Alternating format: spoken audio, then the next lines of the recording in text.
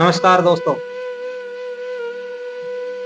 पिछली वीडियो में हमने तत्वदर्शी ज्ञान 2 में बात की थी कर्म और भ्रम की।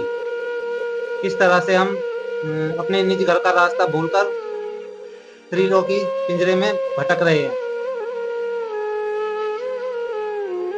अब आ जाते हैं हम तत्वदर्शी ज्ञान 3 में। यहाँ हम विस्तार से जानेंगे कि यहाँ पे आने के बाद स्वयं इच्छा से हमें यहाँ पे आने के बाद किस तरह की मुसीबतों का, परेशानियों का सामना करना पड़ता है। आइए दोस्तों, देरी ना करते हुए शुरू करते हैं।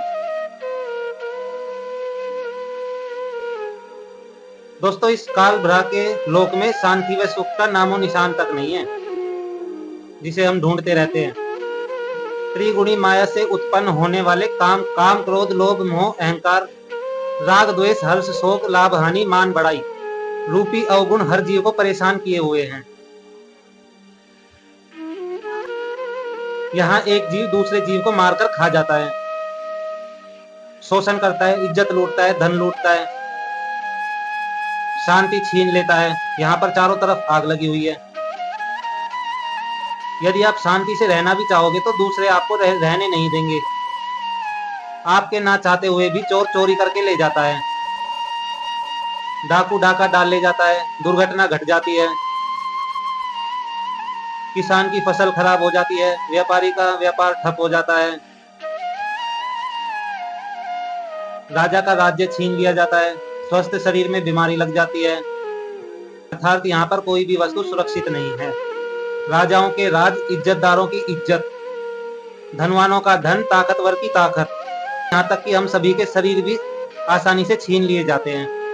माता पिता के सामने जवान बेटा बेटी मर जाते हैं। दूध पीते बच्चों को रोते बिलखते छोड़कर माता पिता मर जाते हैं। जवान बहनें विधवा हो जाती हैं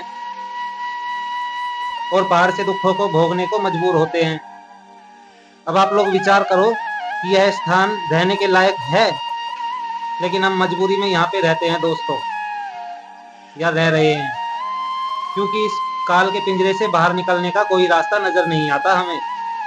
अर्थात हम ढूंढने की कोशिश नहीं करते और हमें दूसरों को दुखी करने की और खुद दुखी रहने की आदत सी बन गई है।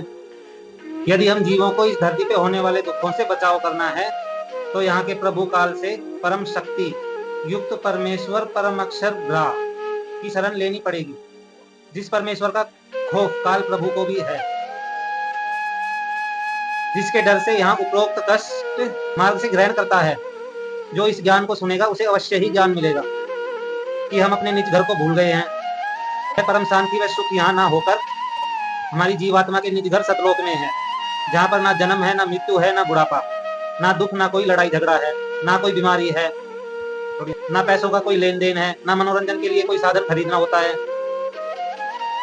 वहां पर सब परमात्मा द्वारा निःशुल्क व अखंड है।